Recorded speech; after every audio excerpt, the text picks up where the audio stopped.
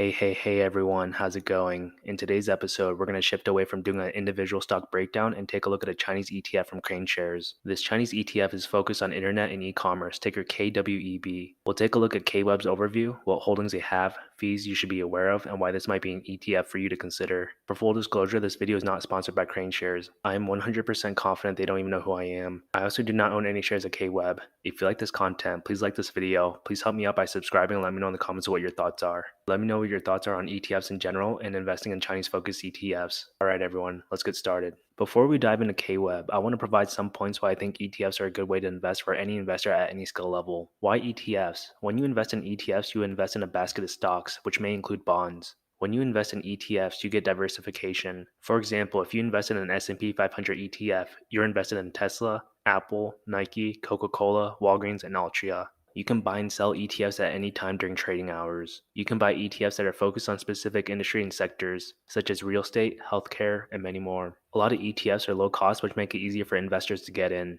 Especially now with fractional shares, it makes it much easier. ETFs have low expense ratios, which are usually less than 1%. For example, for every $1,000 you spend or invest, you'll pay about $10 in expense fees. ETFs can also offer to investors an ease of mind and peace. This is not always true with every ETF out there, so I just want to be clear about that. I just want to say this, never let anyone tell you that ETFs are stupid. You can go on Reddit and go to these investing subreddits and people are losing money left and right. They're investing in penny stocks or losing their entire savings trying to chase instant gratification. Investing is a long-term journey, and I hope as investors you have that mentality. It's okay to invest in ETFs and individual stocks. It's okay to invest in just ETFs. A lot of people have made a lot of money through ETFs. It's never too late to get started. There will always be risk factors when it comes to investing, and ETFs are no different. I want to take a look at what KraneShares is about. Crane Funds Advisors LLC is the investment manager for KraneShares ETFs. Their suite of China-focused ETFs provides investors with solutions to capture China's importance as an essential element of a well-designed investment portfolio. They strive to provide innovative, first-to-market strategies that have been developed based on their strong partnerships and their deep knowledge of investing. They help investors stay current on global market trends and aim to provide meaningful diversification.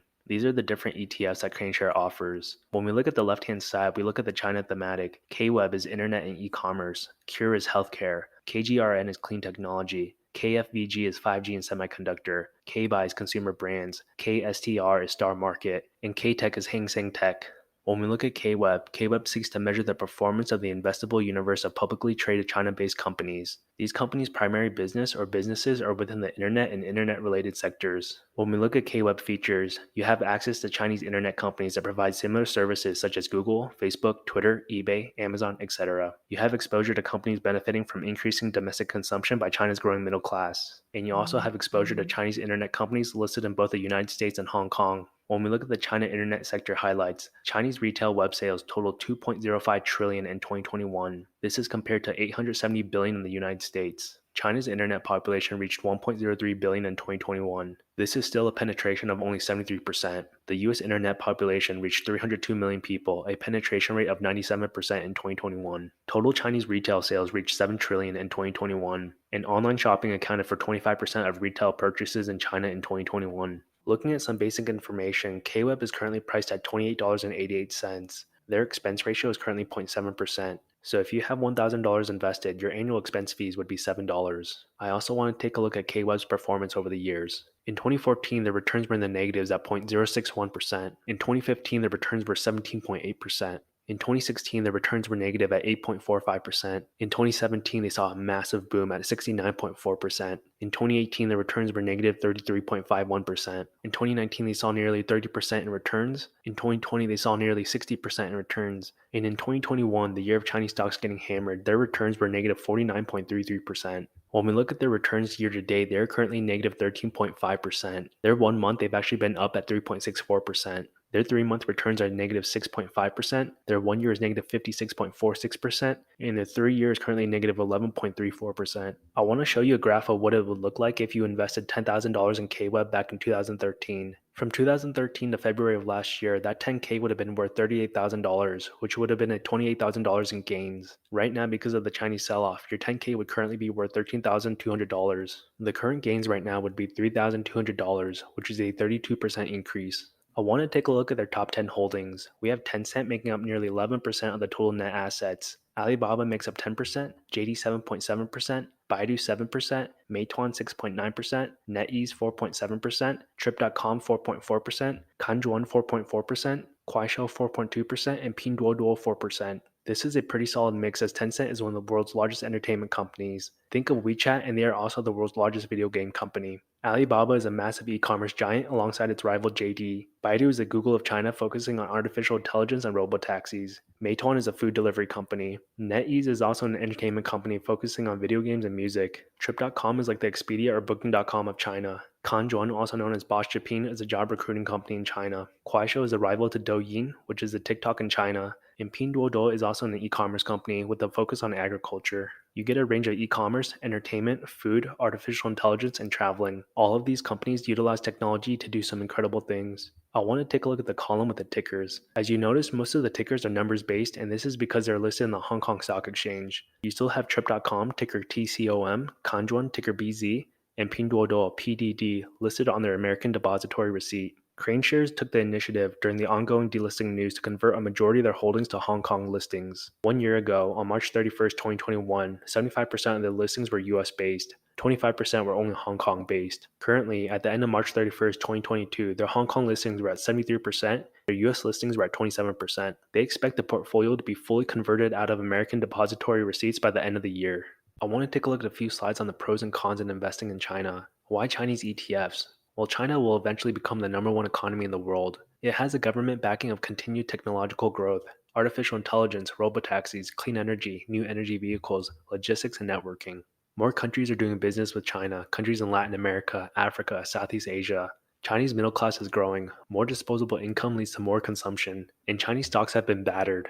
They have the potential to run up a lot. This is from KraneShares' presentation. China is the world's top trading partner. Look at the map from 2000 to 2020. The blue color is the United States and the orange is China. Going from 2000 to 2020 in terms of global trade is incredible growth for China. And as China's population moves into cities, they gain access to better jobs and wages, which in turn has a positive impact on GDP per capita. And right now, China's urban population has almost 3 times more disposable income than their rural counterparts. This ties back to Xi Jinping. He has talked about numerous times his goal of reducing the wealth gap between the rich and the poor.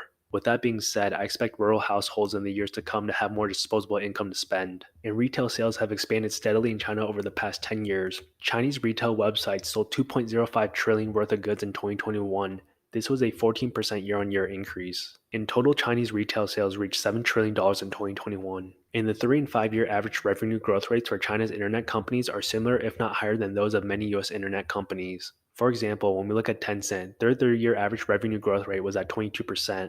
Their comparable US business, which is Facebook, is 29% 3-year average growth. When we look at the 5-year average, Tencent was at 31% and Facebook was at 35%. When we look at Alibaba, their 3-year was 36% and Amazon was 27%. Alibaba's 5-year was 44% and Amazon's 5-year was 29%.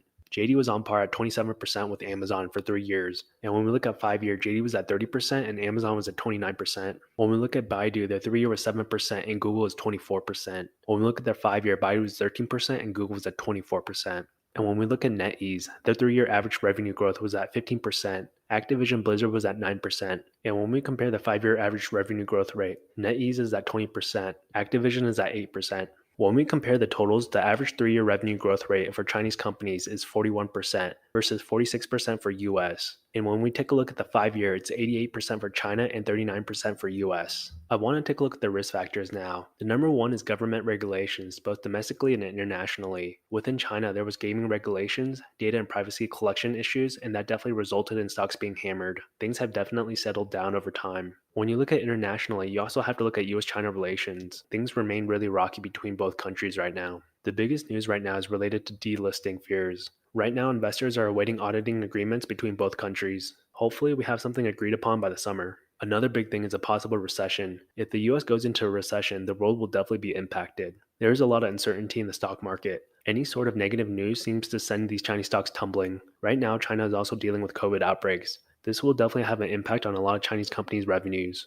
And you have to remember that past performance is not indicative of future performance. Just because you invested $10,000 in KWEB back in 2013, which turned into $38,000 by early 2021, no one knows the future of any stock and their prices. Like I said before, there will always be risk out there with any investment. I also want to share something cool that I really like about KraneShares. If you go to the research tab, you can look at webinars and reports they've come out with. Recently, they had their Q1 2022 China Market Update webinar. Back in December, they had their 2021 wrap-up in the future of China's internet and technology sector. They also had a delisting in the future of Chinese companies on US exchanges webinar. It is really knowledgeable and great content. And also, the CIO, Chief Investment Officer of KraneShares, Brendan Aaron, he's also on CNBC pretty frequently. It's great to hear his insight. That's all I have for you today. Thanks for tuning in on this ETF breakdown of KraneShares KWEB, KWEB. If you like this video, please give a thumbs up, subscribe, and leave a comment. If you are currently an investor in this ETF, let me know what you think. If you have interest in this ETF, also let me know. If you're going to continue to invest in individual stocks instead of ETFs, let me know. As always, thank you for tuning in, stay safe, and I'll see you all next time.